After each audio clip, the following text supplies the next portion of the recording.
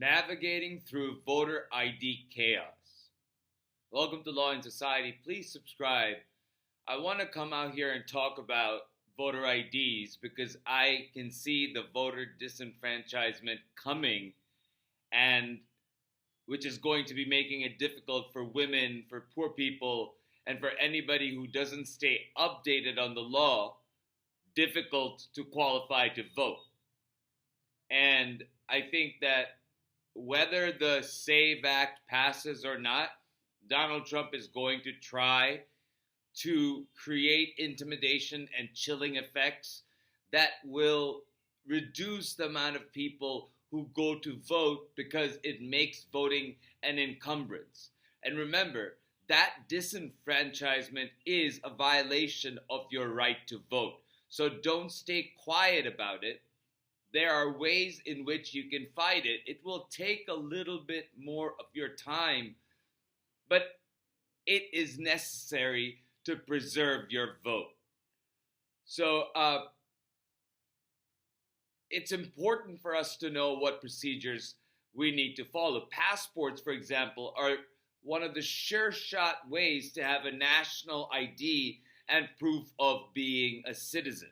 Now, there are many procedures of getting a passport, and there are many documents that you need for getting the passports. And I have put that information in the description box below of this video, so please check out that information. Why I think that it is going to be a disenfranchisement and a discrimination of the poor is because the voter IDs if you go to get a passport, is going to cost money. It's not cheap to get a passport unless you're just getting the passport card. And I think that if you're getting a passport, you should get a full passport book instead of just the card, because that's only valid in continental United States. And it also gives, whoever tries to get in the way of you voting, a way of saying that, oh, this card is not valid. If you have a passport book, it is far more difficult for them to bypass you or tell you that this is not a valid form of ID. That's just my, just to be on the safe side. But it is by making passports one of the few voter IDs that can easily get you through no matter what laws or no matter what infringements Donald Trump imposes. Cost is a factor, and we cannot ignore that intentional or incidental collateral of poor people not being able to afford to get passports. So if anything, if Congress were to pass a law, something like the SAFE Act, then it should fall on Congress to provide every citizen with free voter IDs, and at least do that 2 months before the elections. The burden of providing free voter IDs is on the government for the cost. But citizens will have to bear the burden of presenting the documents and their proof of their citizenship and the time, place, manner, and reason of any name changes they've had in their lifetime. So I would recommend that you get a passport as soon as possible. The federal government is already making it difficult. Like the State Department has ordered 1,400 nonprofit libraries to stop processing passports, which gets in the way, which disenfranchises 1,400 communities from access to passport services.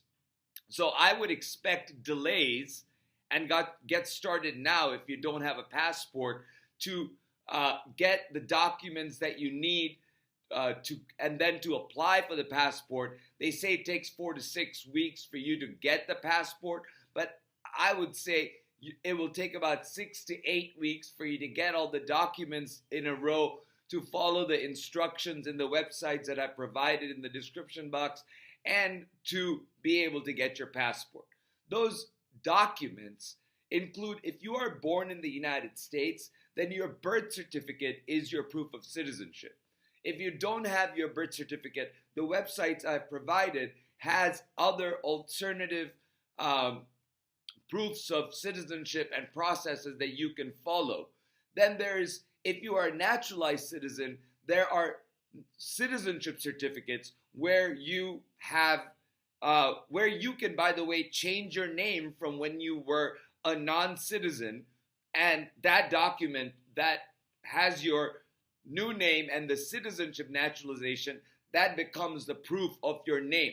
Now, if you have to change your name again, then you go to the name change certificate that you have been issued by your jurisdiction.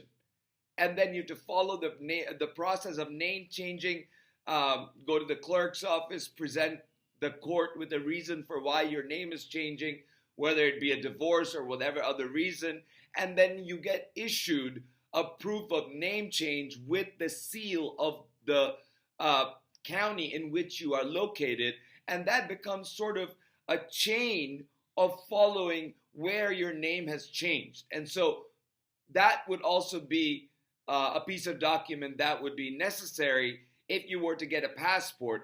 And by the way, birth certificates, citizenship certificates, marriage certificates, and name change certificates, when they are all put together and they create a timeline of your name, when you present all those documents at the same time, as you say, if you don't have a passport, you have all these other documents, you have your birth certificate, your marriage certificate, your name change certificates, then you present that, and there's no way for them to deny you. If you overwhelm these people who are trying to get in the way of you voting, then you bring the papers when you go to vote, and you give them those papers to prove your citizenship, and they will be forced to allow you in. Remember to take all the papers with you. Have copies of these certificates: citizenship, birth certificate, marriage certificate, name change certificates, and your passport if you have it.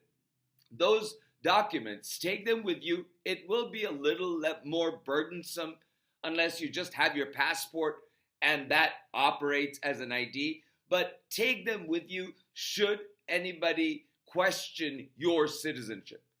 Do not let them take your IDs.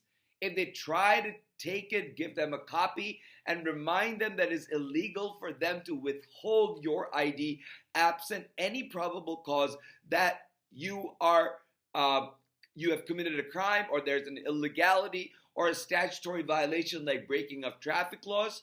Short of those exceptions, the government issued IDs are government property that individuals are licensed to carry and do not have the authority to give away to others.